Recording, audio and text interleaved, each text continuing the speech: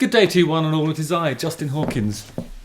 Justin Hawkins rides again. Justin Hawkins rides again. Like and subscribe. I don't know why my theme tune is so dark.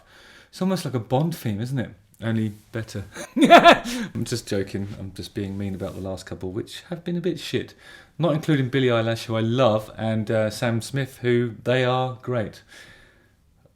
Meaning Sam's, both of them. All of them. So, today I'm going to talk to you about one of my favourite bands, and I think it's probably a band that you will hear mentioned a lot when artists of a certain age or a certain genre or a certain subgenre, when they're listing their influences, this is one of the most influential and genuinely underground, weird bands. They're called Cardiacs, and I love them. I've loved them for years. I loved them since I was 14 or 15. I was introduced to them by some local musicians that I totally respected, and I was blown away by the arrangements, which are really, it's like progressive music, but it's not. It's it's progressive music without all that wizards, you know. It's without all the, I mean, how can I put this? There's tempo fluctuations, and there's all this stuff going on. Lots of changes and. But it never gets mathematic. It's always thematic, and you can feel the I don't know. You just when you listen to it, you just think how did they come up with that stuff? And it's awesome. You know, you're gonna love it. The first song I've put on the playlist, which will be in the description, by the way. It's called "Cardiacs Are Indeed Ace," not the song, the playlist. There's a link to it down there. Listen to these four songs, give it a chance and see what you think. First one is Leader of the Starry Skies. I did that as an introductory song because it just has a riff at the beginning. So the riff is so simple, it seems like something anybody can do.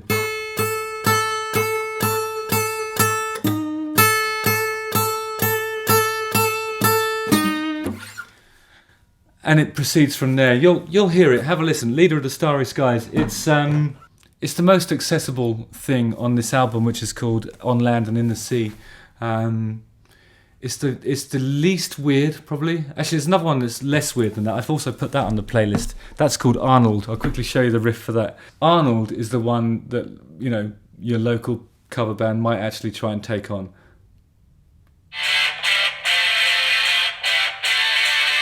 So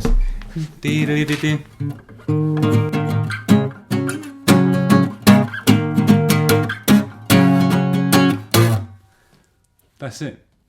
To steal away and then decide it's cake on top and real inside. There's a lot of things in life that are cake on top and real inside, isn't it? It's talking about this luxurious,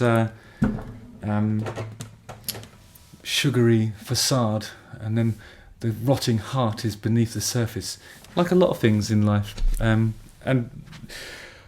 the thing about the Cardiacs is that they don't shy away from the really dark stuff, and they do it in such a naive way that these terrifying concepts bleed into you, and before you know it, you're in their world. And their world is utterly surreal. If you have a look at the videos for some of these songs that I'm talking about today, they have this thing called the Alphabet Business Concern, which seems to be their management structure and their video production team, and all of them are really, they're all made up, super heavy. It's done on old VHS cameras, I think, or perhaps Betamax. I'm not sure what format they're using, but it's video. It's certainly not film. It's really, everything bleeds into each other, and the performances are super extreme.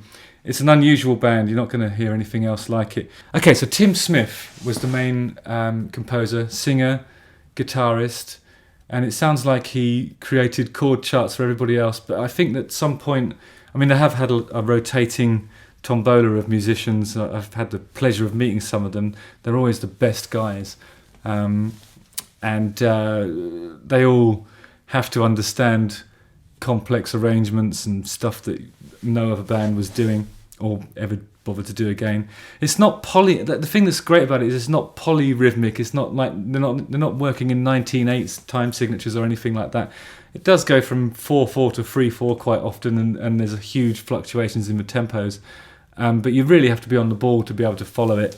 And part of the challenge of the cardiacs is when you listen to it, if you can sing along to it, you get a real sense of achievement, because it's not just, this isn't just rock and roll. It's certainly not the blues. There's nothing predictable in the arrangements at all. But once you become immersed in the cardiacs world, you can to a degree imagine where his mind's going to go, and then you sort of understand the composer much more. He was an absolute genius, and he died last year, and it made me very sad indeed. He died in July 2020,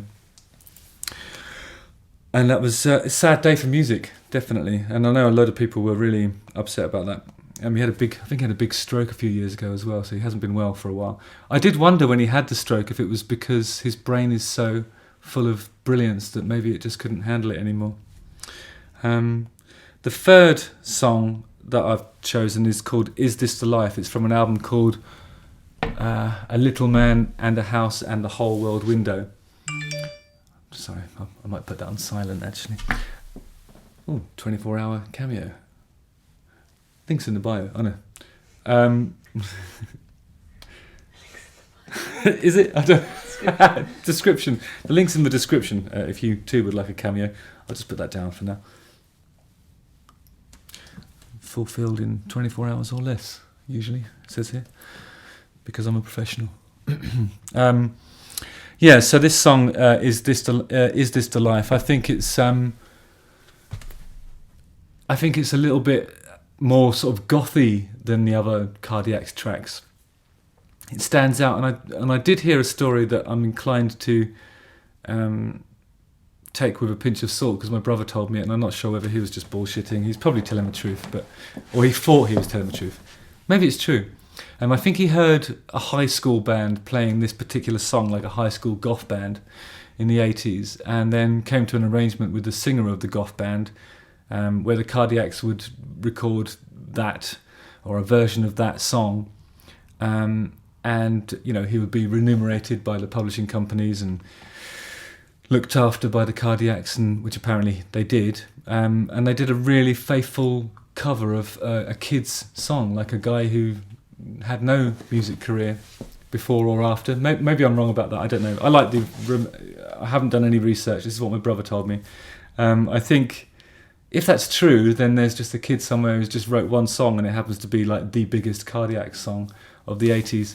It's really, really gothy. There's one section in there which I probably would imagine Tim Smith wrote, because it goes all. I'll tell you exactly where that happens. It happens at the end of the guitar solo. Here it comes.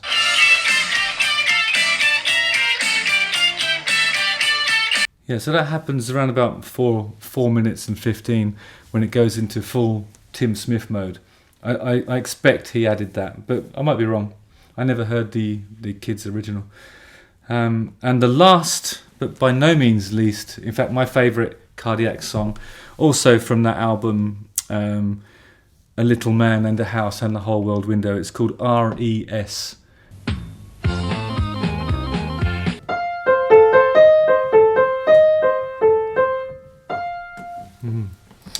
And it has that little riff going through it. It stops and starts, tempo changes all over the place, but the video is amazing.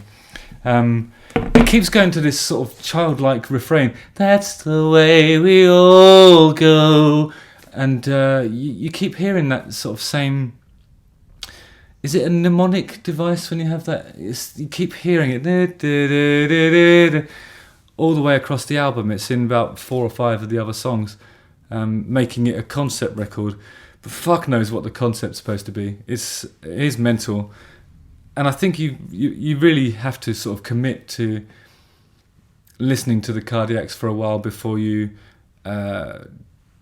first of all, understand it, second of all, appreciate it, and third of all, love it. But once you're in for life. Cardiacs for life. That's how it works. It is. Right?